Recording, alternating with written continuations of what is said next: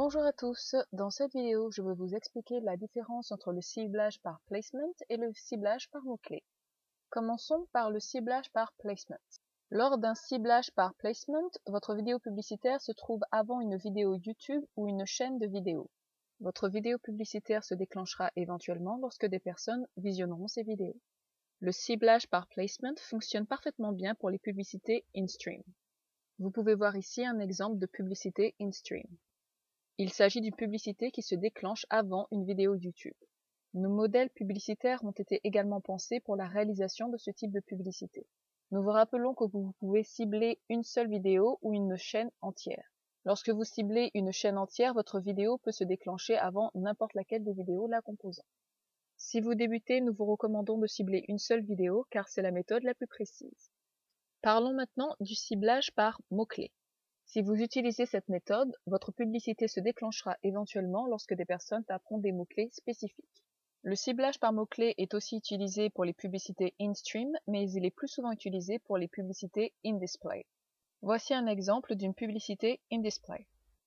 Les vidéos in-display ne se positionnent pas avant une vidéo YouTube, mais s'affichent en première position sur la page de recherche d'une vidéo YouTube.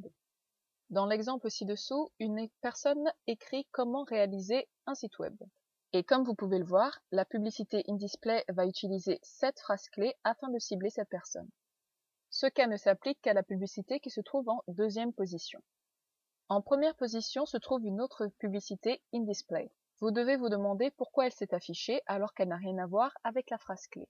La technique de ciblage de cette publicité est certainement ce que l'on appelle le remarketing, ce qui signifie que j'ai été ciblé pour avoir visité leur site web auparavant. Mais je n'irai pas plus loin en ce qui concerne le remarketing. Lorsque vous utilisez le ciblage par mots-clés, plusieurs options s'offrent à vous. Dans l'interface Virol, vous trouverez 3 principales options qui sont Broad Match, Phrase Match et Exact Match. Il vous sera automatiquement demandé de choisir l'une de ces 3 options lorsque vous rechercherez une expression que vous enregistrerez dans votre liste de mots-clés. Votre liste de mots-clés sera enregistrée dans le format choisi, car comme vous pouvez le voir, ces 3 formats sont différents. Par exemple, pour Exact Match, les mots se trouvent entre crochets. Il n'y a pas de règle à suivre pour savoir quelle option utiliser, mais il s'agit de savoir quel degré de précision vous souhaitez atteindre avec votre ciblage publicitaire. Par exemple, si vous souhaitez faire un test pour savoir quels sont les meilleurs mots-clés, vous pouvez commencer avec Broad Match ou Phrase Match, car AdWords montrera votre publicité aux personnes ayant utilisé des mots-clés similaires aux vôtres.